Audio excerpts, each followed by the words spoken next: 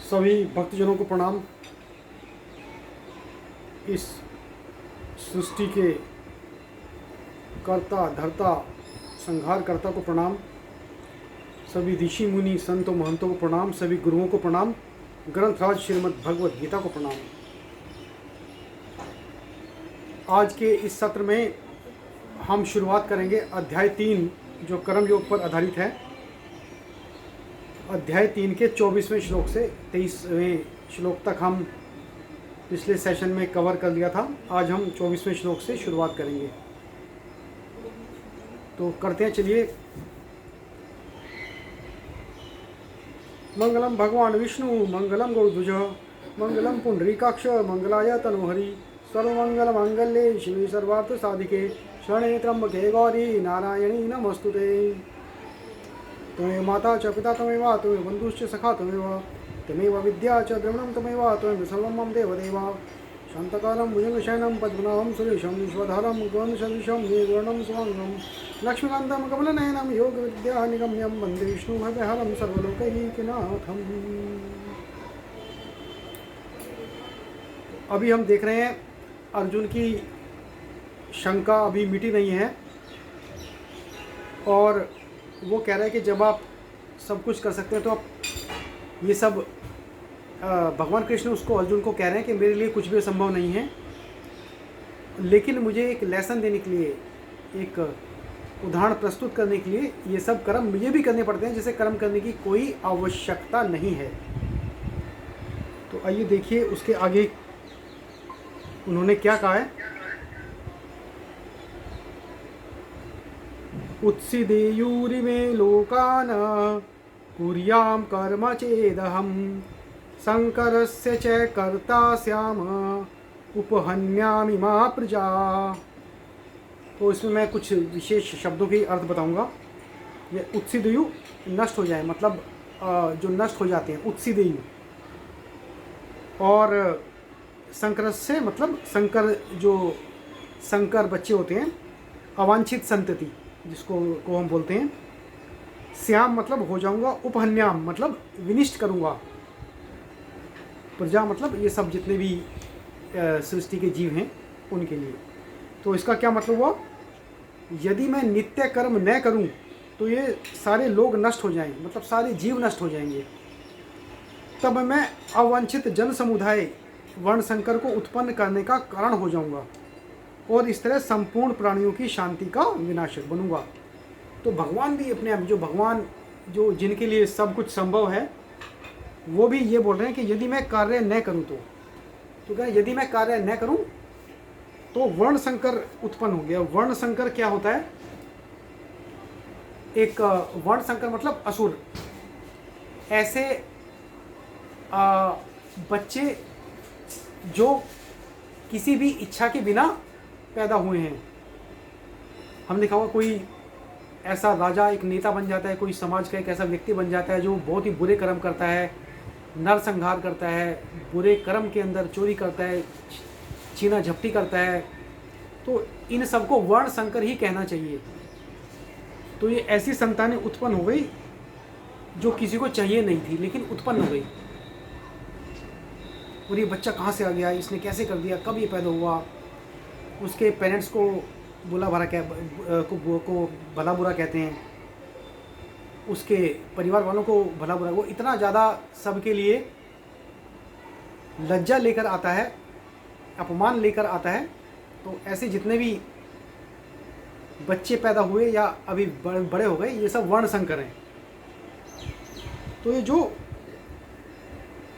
Which is not wanted, वर्ण संकर अवांछित जन समुदाय है,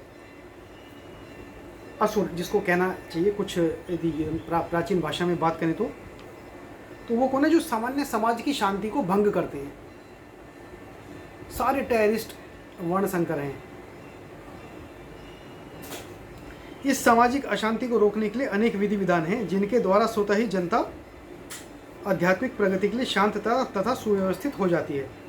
तो जब भगवान कृष्ण अवतरित होते हैं तो इसमें क्या, मैं अभी क्या कहा है, तो स्वाभाविक है कि वे ऐसे महत्वपूर्ण कार्यों की प्रतिष्ठा तथा अनिवार्यता बनाए रखने के लिए इन विधि विधानों के अनुसार आचरण करते हैं। तो जो विधि के विधान है उसके अनुसार भगवान भी आचरण करते हैं।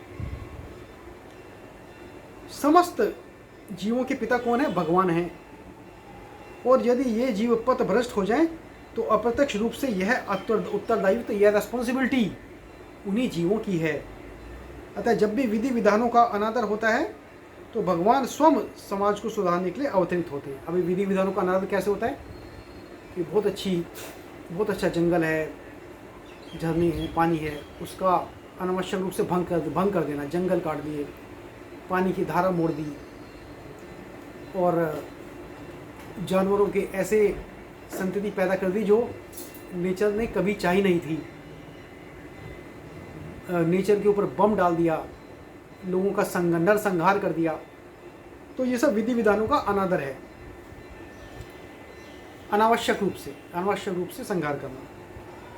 तो किंतु हमें ध्यान देना होगा कि यदि हमें भगवान के पद चिन्हों का अनुसरण करना है तो भी हम उनका अनुकरण नहीं कर सकते। तो इसका मतलब क्या कहा है कि भगवान जो करते हैं वो हम नहीं कर सकते, ना ही करना चाहिए। भगवान जो कहते हैं उसे फॉलो करना चाहिए। अनुसरण और अनुकरण एक से नहीं होते। हम गोवर्धन पर्वत उठाकर भगवान का अनुकरण नहीं कर सकते जैसे कि भगवान ने अपने बाल्यकाल में किया। तो भगवान जैसे करते हैं वैसे ही करेंगे, वैसा नहीं करना है। तो भगवान ने तो कहा है कि भाई एक सबसे कनिष्ठ उंगली, जो सबसे छोटी उंगली है, उस पर गोवर्धन उठा लिया था। हम चाहे 1000 क्रेन लगा लें तब भी गोवर्धन पर्वत नहीं उठा सकते। तो उनका अनुकरण नहीं करना, अनुसरण करना है। मतलब जो भगवान ने कहा है कि भाई समाज में लोक संग्रह के साथ चलना है, निष्काम भक्ति भाव से काम करना है, कृष्ण भावना भावित रहकर काम करना है। तो हमें उनके उपदेशों का पालन करना है जो उन्होंने कहा है, किंतु किसी भी समय में हमें उनका अनुकरण नहीं करना। उनकी जो फिलॉसफी है वो चलनी है, वो माननी है। अनुकरण जो किया है वही करना है, वो नहीं कर सकते क्योंकि वो भगवान ही कर सकते हैं। तो श्रीमद् भागवत में क्या कहा गया? 10वें अध्याय के 33वें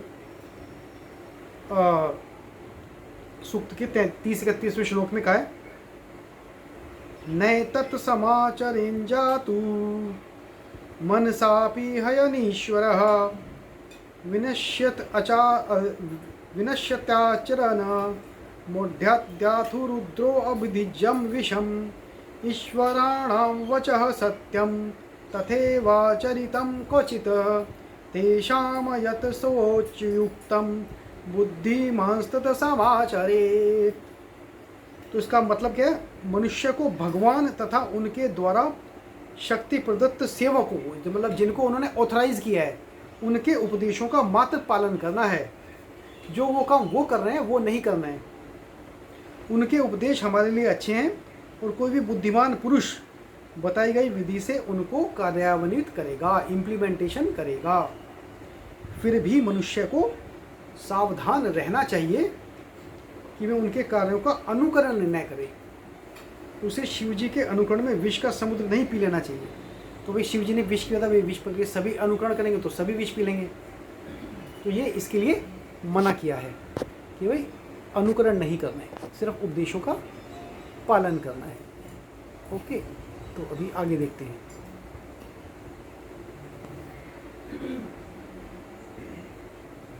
हमें सदैव ईश्वरों की या सूर्य तथा चंद्रमा की गतियों को वास्तव में नियंत्रित कर सकने वालों की स्थिति को श्रेष्ठ मानना चाहिए। तो अभी कोई भी साइंस ऐसी बनी नहीं है जो इनकी गति को रोक दे या बोले कि सूर्य अभी इस डेट को इस टाइम पर अब अब्सेंट रहेगा। ऐसा कभी नहीं हुआ है, नहीं कभी होगा। तो ऐसी शक्ति के बिना कोई भी सर्वशक्तिमान ईश्वरों का अनुकरण नहीं कर सकता। अभी कोई शिव जी ने सागर पी लिया था, तो भी कोई सागर क्या 2 बाल्टी पानी नहीं पी सकता कोई। और यदि कोई एक बूंद भी विष की पी ले तो तभी मृत्यु हो जाएगी, चाहे कितना ही उसकी शरीर में बल हो, चाहे कितना ही केजी का हो, चाहे कितनी शक्ति हो। तो शिव जी के अनेक छद्म भक्त हैं जो गांजा तथा ऐसी अन्य मादक वस्तुओं का सेवन करते रहते हैं। तो शिव जी पीते हैं तो हम भी पिएंगे।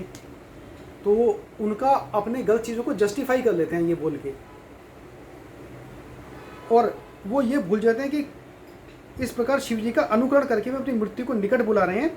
इसी प्रकार भगवान कृष्ण के भी अनेक छद्म भक्त हैं, भगवान विष्णु के भी अनेक छद्म भक्त हैं जो कहते हैं भगवान की रासलीला करते हैं या प्रेम नृत्य का अनुकरण करना चाहते हैं।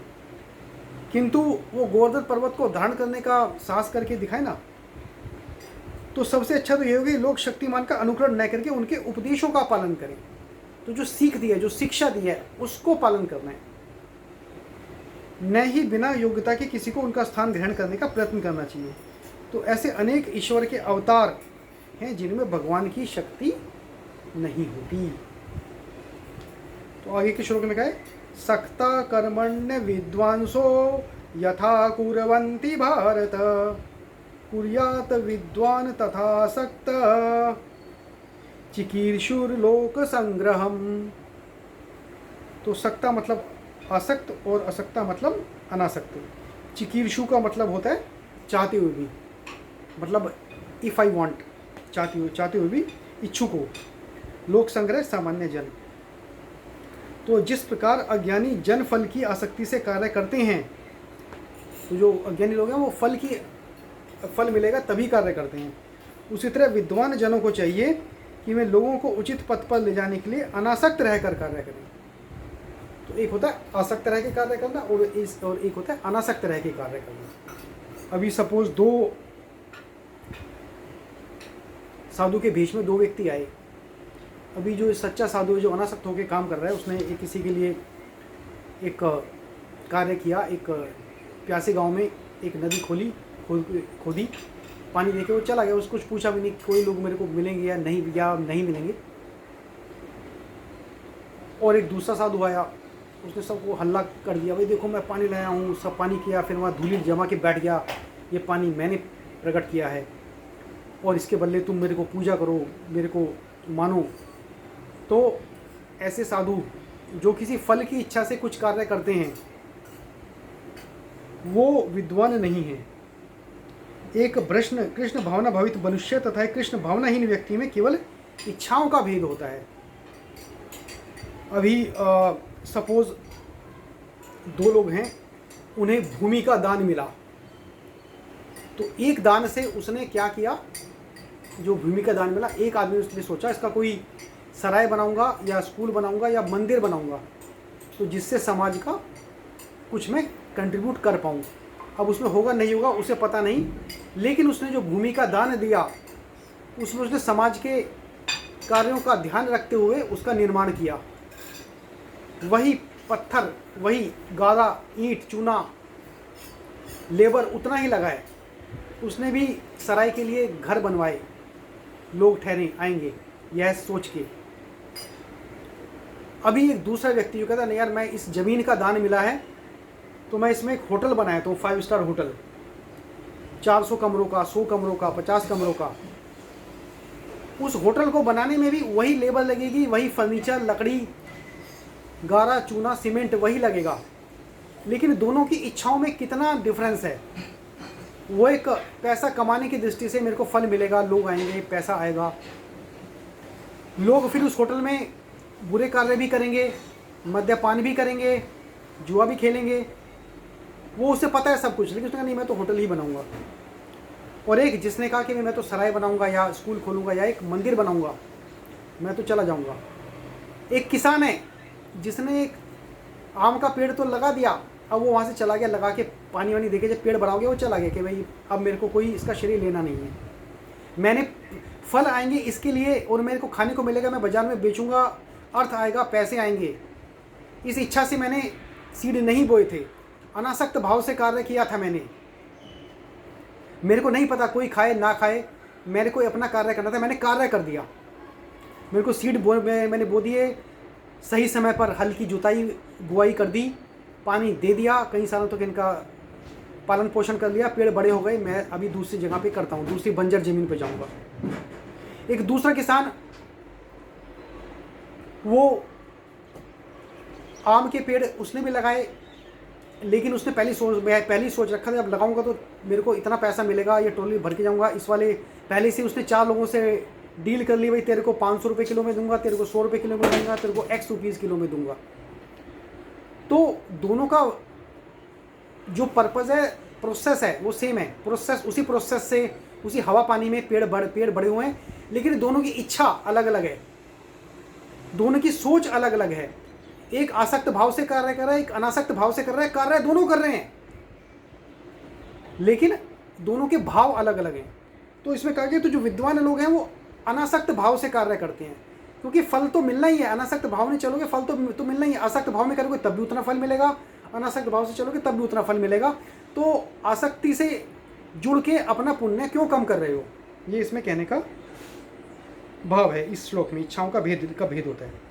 तो कहा गया कि वो उस ज्ञानी पुरुष की तरह कर्म कर सकते हैं जो भौतिक कार्यों में अत्यधिक आसक्त रहता है। तो भाई एक मैं फर्नीचर इसको हटा रहा हूँ, बेच देता हूँ, क्योंकि मैं दूसरा फर्नीचर लाऊंगा, सोफ़ा चेंज कर देता हूँ, अब पेंट कर देता हूँ तो मेरा अच्छा लगेगा, लोग आएंगे, तो वो आसक्त भाव हो गया। किंतु इनमें से एक ऐसे कार्य अपनी इंद्रिय तृप्ति के लिए कर रहा है, जबकि वह दूसरा कृष्ण की तुष्टि के लिए कर रहा है। अब एक आदमी सिर्फ झाड़ू लगा रहा है कि मेरे भगवान जी का मेरे को यहाँ पर एक स्थान बनाना है, यहाँ पर हर रोज़ पूजा होगी, वो सफाई कर रहा है। उसे ये नहीं कि लोग आएंगे मेरी तारीफ़ करेंगे, मेरे को एक कॉन्ट्रैक्ट एक्स्ट्रा मिलेगा। वो इसलिए सफाई कर रहा है कि मेरे भगवान यहाँ बैठेंगे। तो सफाई दोनों कर रहे हैं, लेकिन एक अनासक्त भाव से कर रहा है, एक आसक्त भाव से कर रहा है। अतः कृष्ण भावना भावित व्यक्ति को चाहिए कि वह लोगों को यह प्रदर्शित करे कि किस तरह कार्य किया जाता है, और किस तरह कर्म फल को कृष्ण भावनावत कार्य में नियोजित किया जाता है। तो जो कर्म फल है, कर्म फल की इच्छा जिसने रखी है, कार्य उसने भी किया, लेकिन दोनों की इच्छाओं में भेद है, ये कहना चाहते हैं। तो अगले श्लोक में अभी क्या बोले, न बुद्धि भेदम जनयेद ज्ञानाम कर्म संगीनाम जोशयेत सर्वकर्माणि विद्वान युक्त समाचरण। अब इसमें कहा है कि बुद्धि भेद मतलब बुद्धि का विचलन, बुद्धि में भेद होता ही है सभी की। अज्ञानाम जो मूर्खों को जोशयेत मतलब नियोजित करे, जो इम्प्लीमेंट करे, जो अरेंज करता है। और समाचरण मतलब प्रैक्टिस, अभ्यास करना को समाचरण बोलते हैं। तो विद्वान व्यक्ति को चाहिए कि वह सकाम कर्मों में आसक्त अज्ञानी पुरुषों को कर्म करने से रोके नहीं, ताकि उनके मन विचलित न हो। ये बहुत अच्छी बात कही है। अपितु भक्ति भाव से कर्म करते हुए वह उन्हें सभी प्रकार के कार्यों में लगाए, जिससे कृष्ण भावना अमृत का क्रमिक विकास हो। तो इसके अंदर क्या बोला है कि विद्वान व्यक्ति जो अनासक्त भाव से कार्य कर रहा है, उसे जो व्यक्ति आसक्त भाव से कार्य कर रहा है उसको रोकना नहीं चाहिए। तो विद्वान व्यक्ति को इसमें कहा गया कि जो सकाम कर्म भी कर रहा है उसे काम करने दो, कुछ तो अच्छा कर रहा है ना। यदि बच्चा पढ़ रहा है और अभी उसे लगता है कि भाई बच्चे को अभी 1 घंटा टीवी देखना है, उसके बाद वो एग्जाम में फिर से पढ़ेगा, तो भाई उसको बोलो चल तेरे को चॉकलेट देते हैं, कभी सकाम चल सिर्फ 1 घंटा और पढ़ ले, चल 1 घंटा तू कोई अपना सीरियल पसंद का देख लियो, चल 1 घंटा कंप्यूटर की गेम खेल लियो, 2 घंटे पढ़ ले। तो उसे सकाम कर्म के साथ पढ़ रहा है वो, चलो मेरे को ये चीज़ मिलेगी, मेरे को ये बेनिफिट मिलेगा, चल तेरे को साइकिल दिलाएंगे, तू ये पढ़ लेगा, ये चैप्टर खत्म कर लेगा तो कम से कम उसको रोको नहीं। ठीक है भाई, ये बात गलत नहीं है। उसने कहा चलो करने दो, कम से कम 1 घंटा पढ़ेगा, फिर कभी कभी 2 घंटे उस पढ़ाई को इंक्रीज़ कर देगा, फिर 3 घंटे पढ़ेगा। तो इसमें कहा गया कि जो लोग सकाम काम से भी कर रहे हैं, चलो कोई इस पथ में जा रहा है कि भाई मैं इस काम को करूँगा तो मुझे ये यश मिलेगा, तो उस यश को करने दो, उस प्रोसेस को उसको करने दो, क्योंकि उसमें कहा गया कि कुछ लेवल तक, कुछ स्टेप तो उसको चलने दो, कभी उससे भगवान की भक्ति जागेगी तो वो सकाम कर्म से निष्काम कर्म हो जाएगा। तो कुछ स्टेप तो उसको चलने दो। तो कहा गया कि उसको रोको मत, जो कोई कर्म भावना से भी कार्य कर रहा है उसको कार्य करने दो, तो उसको मत रोको। तो वेदश्च सर्वे रहेम वेद्य, यह सिद्धांत संपूर्ण वैदिक अनुष्ठानों की पराकाष्ठा है। तो वेदों में कहा है कि जितने भी अनुष्ठान हैं, जितने भी हम प्रोसेस कर रहे हैं, वो सब क्या है कि वो वेदों में किसी को पुत्र प्राप्ति के लिए चाहिए, किसी को धन प्राप्ति के लिए चाहिए, किसी को यश प्राप्ति के लिए चाहिए, किसी को वृष्टि करवानी है, किसी को अग्नि का कुछ अपना अनुष्ठान कर रहे हैं। तो वेदों में तो प्रोसेस दिए हैं, सकाम कर्म के साथ करो तो करने दो, इसका मतलब इसमें कोई बुरी बात नहीं है। सारे अनुष्ठान सारे यज्ञ करते तरह लेकिन वो आपका अल्टीमेट गोल नहीं होना चाहिए, ये इसमें कहा गया है। सारे यज्ञ कृत्य तथा वेदों में भौतिक कार्यों के लिए जो निर्देश किया है वो सब सारी वस्तुएं कृष्ण को जानने के निमित्त हैं, जो हमारे जीवन के चरम लक्ष्य हैं। किंतु बुद्ध जीव, जो बद्ध जीव है, जो बंधा हुआ जीव है, जिसको बद्ध जीव बोलते हैं, जो इस माया के चक्र में बंधा हुआ है, बद्ध जीव, इंद्रिय तृप्ति के अतिरिक्त और कुछ नहीं जानते हैं। अतः वे विद्यों का अध्ययन इसी प्रकार से करते हैं कि उनको मेटेरियलिस्टिक बेनिफिट्स मिल जाएं, कुछ बड़ा पद मिल जाए, कुछ बड़ी गाड़ी मिल जाए, कुछ बड़ा बिजनेस मिल जाए, व्यवसाय मिल जाए, कुछ अच्छे संबंध बन जाए किसी से, तो ये सब जो प्रोसेस है ये इंद्रिय तृप्ति के लिए और मेटेरियलिस्टिक वर्ल्ड को जो दे सकता है मेटेरियलिस्टिक वर्ल्ड, उसी को प्राप्त करने के लिए कार्य करते हैं। ये सब इनको बोलते हैं सकाम कर्म। तो सकाम कर्म करना भी बुरा नहीं है, लेकिन वो एक स्टेप, चलो कम से कम कृष्ण भक्ति में कुछ तो आगे बढ़ रहा है, कभी और आगे बढ़ेगा, कुछ समय उससे समझ आएगा कि अभी निष्काम कर्म करना है, तो कुछ ना कुछ तो चल ही रहा है। अभी क्या है कि धीरे धीरे धीरे धीरे उसको कृष्ण भावनामृत में कृष्ण की तरफ उसकी आसक्ति होगी। तो अभी जिसको निष्काम कर्म कर रहा है उसका कर्तव्य क्या है कि ऐसे लोगों के कार्य में उनको रोके नहीं, उनको काम, चलो तुम्हें ऐसा इच्छा है तो इच्छा के साथ काम कर रहे हो, चलो काम तो करो। कृष्ण भावना भावित विद्वान व्यक्ति इस तरह कार्य कर सकता है कि इंद्रिय तृप्ति के लिए कर्म करने वाले अज्ञानी पुरुष यह सीख लें कि किस तरह कार्य करना चाहिए और किस तरह आचरण करना चाहिए। यद्यपि अज्ञानी पुरुष को उसके कार्यों में छिड़ना ठीक नहीं होता, किंतु वह रंच मात्र भी कृष्ण भावना भावित है तो वह वैदिक विधियों की परवाह न करते हुए सीधे भगवान की सेवा में लगी जाएगा या लग सकता है। तो ऐसे को प्रोसेस, ऐसे लोगों को लिखा गया जो करो कर्म के साथ ही कर लो, कभी ना कभी उस कर्म से हटके तुम्हें निष्काम भक्ति की तरफ मुड़ सकते हो, धीरे धीरे आपको प्रोसेस पता चलेगा। तो जो प्रत्यक्ष कृष्ण भावना अमृत के द्वारा उसे में सारे फल प्राप्त हो जाते हैं जो उसे अपने कर्तव्यों के पालन करने से प्राप्त होते हैं। तो अगले श्लोक में क्या है, प्रकृते क्रियमाणानि गुणे कर्माणि सर्वशः अहंकार विमूढ़ात्मा कर्ता हमति मन्यते। तो इसमें कहा है क्रियामाणानि मतलब किए जाकर, अहंकार विमूढ़ अहंकार से मोहित, और अहम मतलब मैं, मन्यते मतलब सोचना, मन्यते थिंकिंग, प्रोसेस ऑफ थिंकिंग मन्यते। तो इसमें कहा है जीवात्मा। तो अभी तीन चीज़ें कही गई हैं जो अभी आप वेदांत के सिद्धांत से देखेंगे, या रामानुजाचार्य ने विशुद्ध अद्वैत का एक सिद्धांत दिया था। उसमें क्या तीन तरह की, पूरे वर्ल्ड में तीन तरह की कैटेगरी होती हैं। एक होती है जीव, जिसको जीवात्मा बोलते हैं। तो जीव तो शरीर है, खाली जीवात्मा है। जीव, जीवात्मा और जगदीश। अब जो जीव है, मतलब जितने जीव में इंसान भी आ गए और सारे कीड़े मकोड़े, पशु पक्षी, एक पैर वाले, दो पैर वाले, चार पैर वाले और बहु पैर वाले, सभी जीव जंतु आ गए, उनको जीव बोला गया है। और जीवात्मा जीवात्मा अभी क्या है, जीव, इन सब में जीवात्मा है। जीवात्मा किसका रूप है, जगदीश का। तो जगदीश ने सबको जीवात्मा दी है। जीव के साथ जीवात्मा है, जगदीश है और जगत है। जगत क्या है, जगत है प्रकृति, जो जीवात्मा को, जीव को बांधे रखती है। तो भगवान के जो जगदीश है उसने ही जगत का निर्माण किया है, उसने ही जीव का निर्माण किया है। और जो जीव में जो आत्मा दी है वो जगदीश की ही एक परम आत्मा, जिसको बोले आत्मा, जो परम आत्मा है, उस परम आत्मा से ही ये जीवात्मा निकली है। तो सब जीवों में जो आत्मा है वो एक परम आत्मा से ही निकली हुई है। तो जीव, जगत, जगदीश, ये तीन चीज़ें हैं।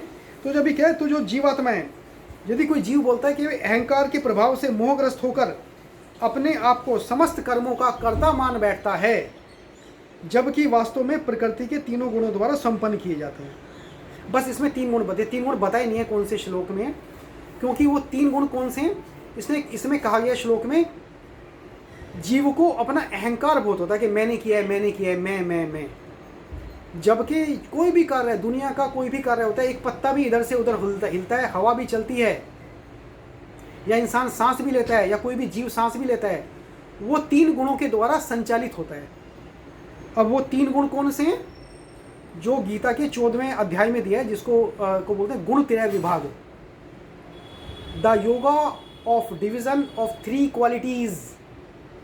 वो 3 क्वालिटीज कौन सी हैं, सत, रज और तम। तो पूरे संसार में जितनी भी क्रियाएं होती हैं, इस वाले श्लोक में कहा गया है, तीसरे अध्याय के 27वें श्लोक में भगवान कृष्ण ने कहा है, पूरे वर्ल्ड में जितनी भी क्रियाएं हो रही हैं, चाहे वो इंसान सांस ले रहा है, इंसान चल रहा है, जीव चल रहे हैं, पंखा चल रहा है, हवा चल रही है, पानी बह रहा है, मिट्टी में अंकुर फूट रहे हैं, ये सब 3 गुण जो हैं इनके डिफरेंट कम्बिनेशंस हैं, सतोगुण, रजोगुण और तमोगुण। ये जो 3 गुण के बारे में बहुत डिटेल में चर्चा की है गीता के 14वें अध्याय में गुणत्रय विभाग में। तो अभी इस वाले में चर्चा नहीं करेंगे हम बाकी इन गुणों के। इसमें बस यही कहा गया कि पूरा कम्बिनेशन, किसी में सतगुण ज़्यादा होगा, रजगुण कम होगा, तमोगुण बहुत कम है तो वो संत हो गया, उसमें सद्गुण ज़्यादा है। किसी में दुष्ट आत्मा है तो उसमें तमोगुण का प्रभाव ज़्यादा है। वर्ण संघ का लोग हैं, तमोगुण का प्रभाव ज़्यादा है, रजगुण कम है। कोई बिजनेसमैन है, बहुत ज़्यादा उसको चंचलता है, बेचैनी, ये बिजनेस कर लूँ, वो कर लूँ, वो पैसा कमाऊँ, यहाँ हाथ मारूँ, नो का 99 करूँ, उसमें रजोगुण की कैपेसिटी ज़्यादा है, सत्वगुण और तमोगुण कम है। तो ऐसे करके अब देखिए करोड़ों, मतलब अभी तक ऐसा कहा गया है कि अभी तक 10% स्पीशीज़ भी हमने डिस्कवर नहीं की साइंस ने।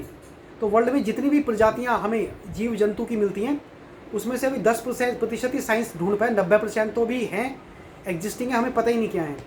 तो वो जितनी मतलब अरोड़ों करोड़ों खरबों अरबों जितनी भी प्रजातियाँ हैं उन सब में कितना कम्बिनेशन होगा इन तीन गुणों का।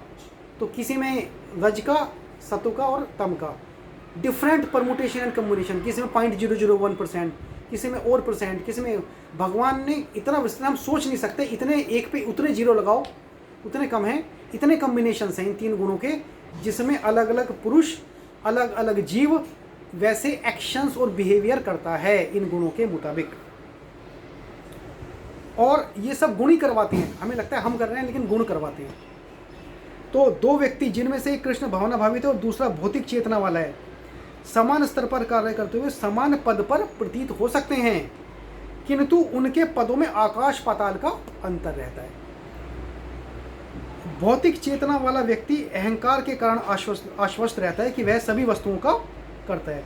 तो जिसको भौतिक चेतना से पता है, जो सिर्फ मेटेरियलिस्टिक वर्ल्ड को ही देखता है, भाई ये तो मैंने ही किया है, ये मैं नंबर में लाया हूँ, 90-100 नंबर है, 100 में से 100 नंबर मेरे आए हैं, वे तेरे नहीं आए, उन गुरुओं ने तुझसे करवाया है। तू तो एक कदम भी नहीं चल सकता, तू तो एक सांस भी नहीं ले सकता, तू इतना तुच्छ है, कोई भी प्राणी इतना तुच्छ है। तो जिसको भौतिक चेतना ही पता है, बस मेटेरियलिस्टिक वर्ल्ड ही पता है, उसका सब कुछ मैंने ही किया है। कोई राजनेता बोलेगा मैंने करवाया, ये अपनी क्वेश्चन से मैंने कराया है। हीरो बोलेगा मैंने एक्टिंग की है। एक छोटी सी फैमिली का हेड बोलता है मैंने ही फैमिली को ट्रैक पे लाया हूँ। तो मैं कुछ नहीं होता, ये अहंकार है। तो वो नहीं जानता कि शरीर की रचना प्रकृति द्वारा दी गई है। अभी इस अफ्रीका में लोग काले क्यों हैं और अमेरिका में और यूरोप में लोग गोरे क्यों हैं? भगवान ने तो भाई जो कहा है कि भाई सबका बुद्धि दी है, सबको दी है, एक स्किन में कलर कैसे होगा? तो साइंस बोलता है जीन्स का है ये, it is the combination of various genes. और जो यही जीन्स के बारे में ये कंसेप्ट कहाँ से लिया हुआ है? इन 3 गुणों से। और अभी भी पता है जो 5 धातुओं का शरीर और 3 गुणों का शरीर।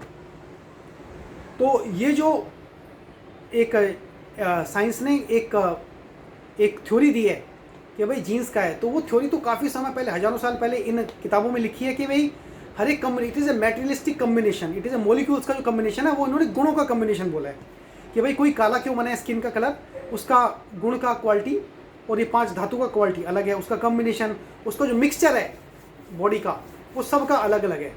तभी सबके फेस अलग होते हैं, सबकी आँख का कलर अलग है, सबके बाल का कलर अलग है, सबकी हाइट अलग है और सबका फेस अलग है, सबके फिंगरप्रिंट अलग है, क्योंकि सबका कम्बिनेशन अलग है।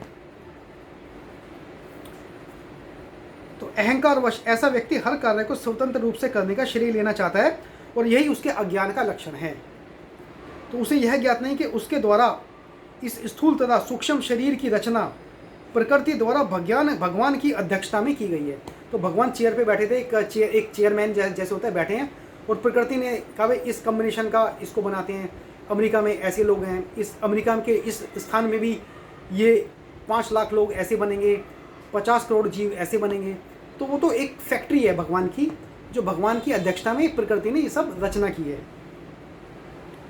तो और जो भी कोई एक्शन है वो भी भगवान ने पहले से ही डिसाइड कर रखे हैं कि इन तत्वों का जो कम्बिनेशन, मिक्सचर, परसेंटेज हर एक इंसान में, उससे वो ऐसे एक्शन करेगा।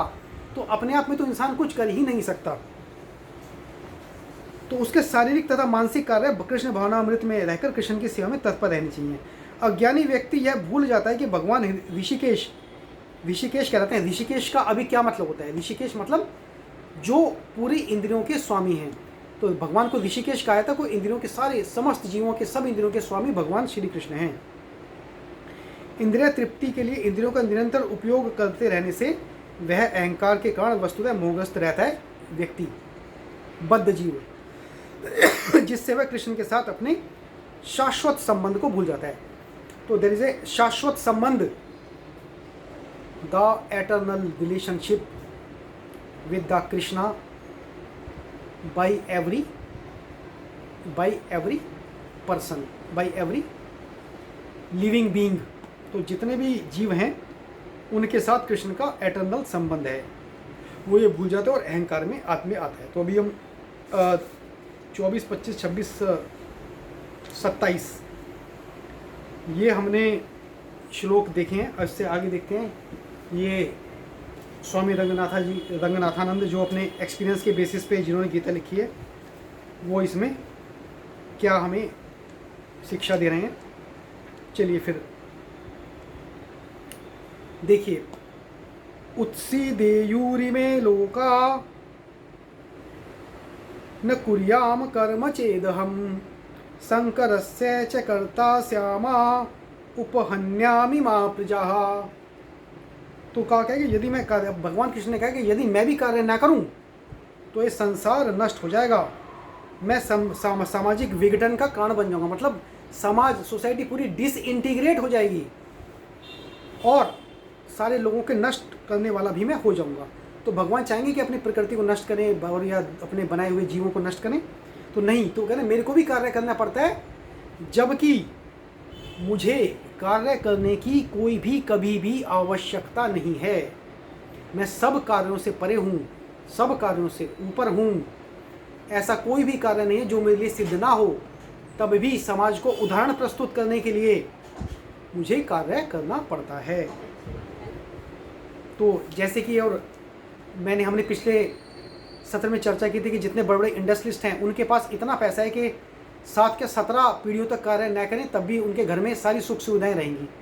लेकिन वो ऐसा सोच के घर पे बैठ नहीं जाते, वो कार्य करना पड़ता है। नहीं तो कार्य नहीं करेंगे तो नष्ट हो जाएंगे, या तो शरीर में कोई प्रॉब्लम आ जाएगी, या चलने में, या सोचने में, या व्यवहार में, तो खुद ही नष्ट हो जाएंगे। तो जीव जब तक कार्य करेगा तब तक वो भगवान के राह पे एक प्रोसेस, उसे एक राह मिल सकती है।